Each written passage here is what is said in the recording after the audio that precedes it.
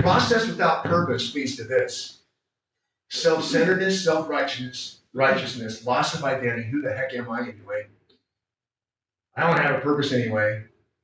Now suddenly I'm kind of jealous of that guy, of that girl. That dude's doing this in the office. I'm not.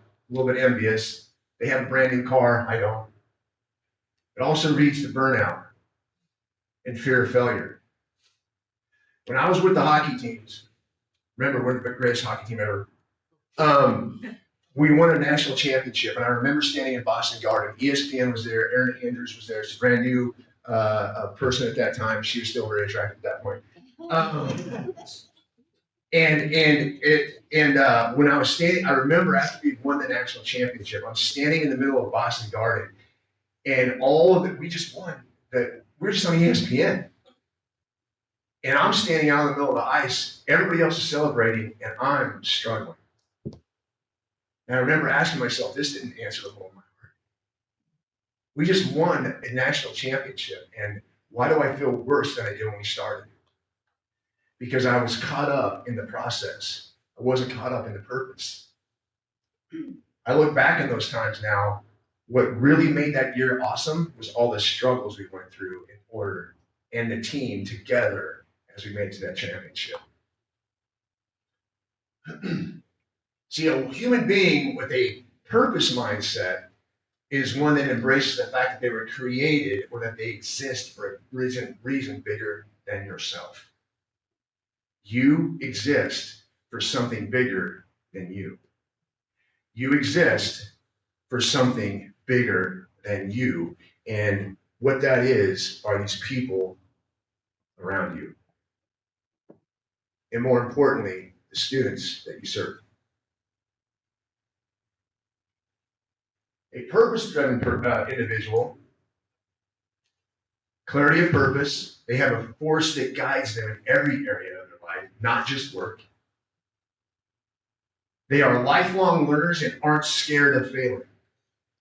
If you don't fail every once in a while, you're not trying hard enough.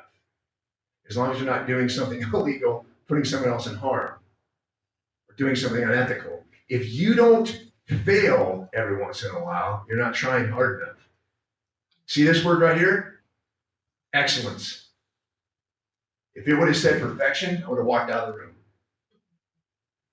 Perfection is not a thing. Perfection keeps you from improving because it makes you scared to fail. But excellence drives you. I want to do the best I can. We had a general showing up to my program years ago at 7 Special Forces Group, and I was standing next to our executive officer, one of the worst jobs you could possibly have in a special operations unit. I'm standing next to him, and he's a mess. He goes, "Did we get everything right? Did we get everything right? Did we get everything right?" I said, "Sir, we have a general coming. He's still a human being, number one. Number two, perfection doesn't exist. We did everything we could do. We have everything in an excellent place. And it's okay for us to mess up every once in a while. If we don't fail, we're not trying hard enough." Also, people that are purpose-driven are disciplined and they're driven and less likely of giving up. You're going to get smacked in the face, right? But if I have a purpose that's bigger than me, which is the other people around me, and I have value for them, then suddenly I can handle just about anything. I'm only going to spend about 90 seconds on this. This is a well-worn video, but I want to show it to you anyway just to make a point here. Probably the world's simplest idea.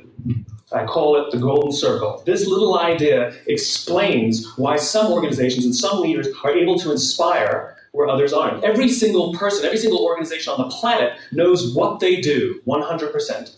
Some know how they do it. But very, very few people or organizations know why they do what they do. By why, I mean, what's your purpose? What's your cause? What's your belief? And why should anyone care? The inspired leaders and the inspired organizations all think, act, and communicate from the inside out. Let me give you an example. If Apple were like everyone else, a marketing message from them might sound like this: "We make great computers. They're beautifully designed, simple to use, and user-friendly. Want to buy one? Meh. That's how most marketing is done. That's how most sales is done. We say what we do. We say how we're different or how we're better. We expect some sort of behavior, a purchase, a vote, something like that. Here's how Apple actually communicates. Everything we do, we believe in challenging the status quo. We believe in thinking differently. The way we challenge the status quo is by making our products beautifully designed, simple to use, and user-friendly. Want to buy one? People don't buy what you do, people buy why you do it. The goal is not to do business with everybody who needs what you have. The goal is to do business with people who believe what you believe. Again. So let's talk about legacy. Don't ruminate on what others think of you. Think about what you'll think about your own life. In strength conditioning, when working athletics, we always had a goal of winning a world champ or a national championship. That was the goal. That's where we're headed. But that was not the purpose. It was about something more than that. It was about the team. It was about us improving as individuals. It was about taking on challenges together. And what we would do what I would do as a strength conditioning coach, I would look at that as the target, and I would work my way backwards throughout the year, and I would write my programming so that I knew exactly what I was going to do today, at least a year ahead of time. And I'd start doing that today and building on it until we made it to the national championship game. I don't think it's a sick thing to think about what you want, to think about yourself when you're lying on your deathbed. Think about that. Work your way backwards, and what are you going to do today as you're approaching that? Don't think about what others think of you. What will you think of your own life? In Green Beret land, we have a saying, and it's called De oppressa libera. De oppressa libera means free the oppressed. These men fight, train, jump out of airplanes, get shot at, die, all for that right there, to free the oppressed. All people are searching for freedom from the little tyrants in their lives. My daughter, my little one, she's 11, and she had a tyrant in her life this morning. She didn't know for sure if she should sign up for Italian or for Spanish. And it was awful. We worked through it. See, there's big tyrants in lives, and there's little tyrants in lives.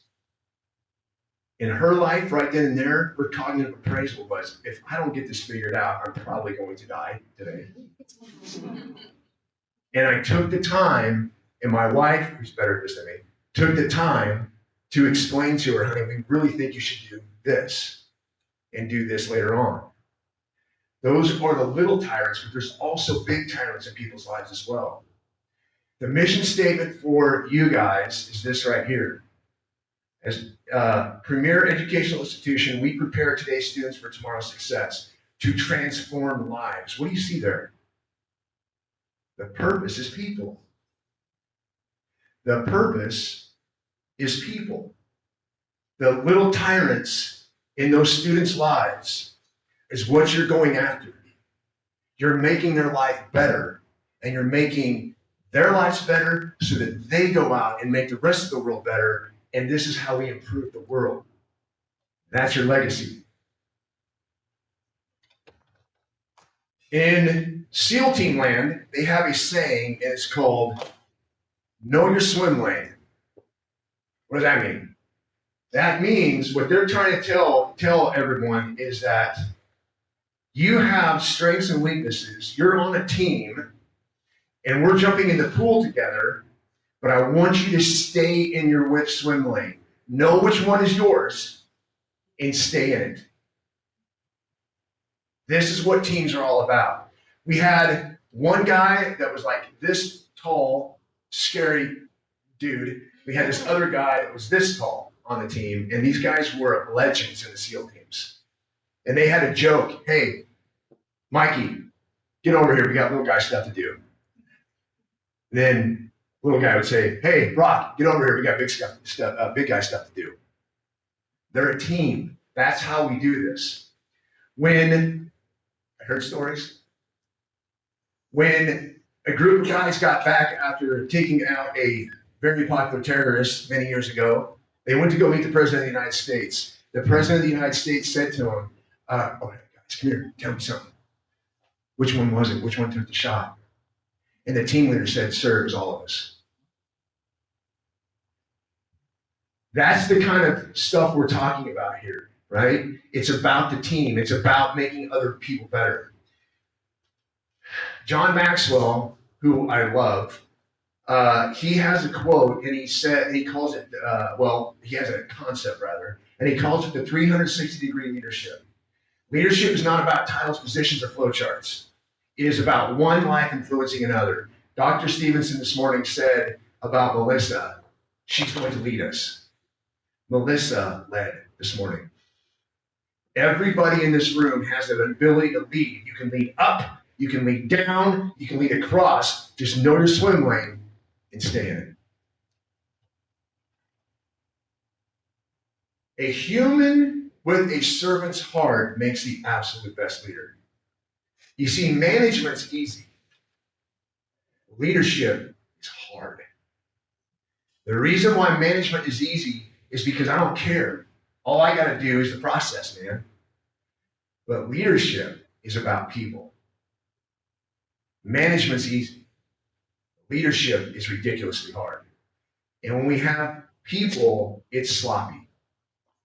It's hard.